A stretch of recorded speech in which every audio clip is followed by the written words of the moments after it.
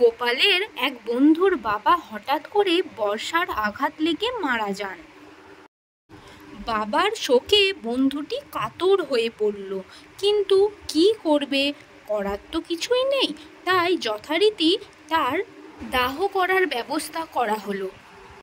এদিকে শ্রাদ্ধর দিন গোপালকে নিমন্ত্রণ করা হলো। গোপাল যথাসময়ে উপস্থিত হলো।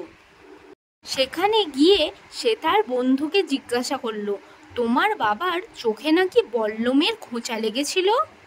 বন্ধুটি তখন বলল, না না, চোখে লাগেনি, তবে চোখের কাছাকাছি কানের পাশে লেগেছিল আঘাতটা। একথা শুনে গোপাল তার বন্ধুকে সান্ত্বনা দিয়ে বলল, যাক, দুঃখ করো না ভাই, অল্পের জন্য চোখটা তো বেঁচে গেছে। চোখ যাওয়া মানে সব যাওয়া, এই জন্যই তো লোকে বলে চক্ষের রত্ন। তবে আবার কি, অল্পের জন্যে তোমার বাবার চক্ষু রত্নটি বেঁচেই গেল। ভগবান রক্ষা করেছেন তোমার বাবার চোখ দুটিকে।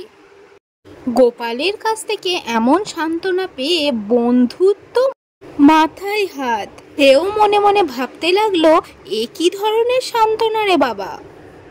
তো বন্ধুরা, কেমন লাগলো আজকের এই গল্পটি যদি ভালো লাগে থাকে তাহলে একটা লাইক করে দেবে, আর চ্যানেলটিকে সাবস্ক্রাইব করতে ভুলো না। তো আজকের মতো চলো এই পর্যন্তই, আবার আসছি নতুন মজাদার ভিডিও নিয়ে। টাটা।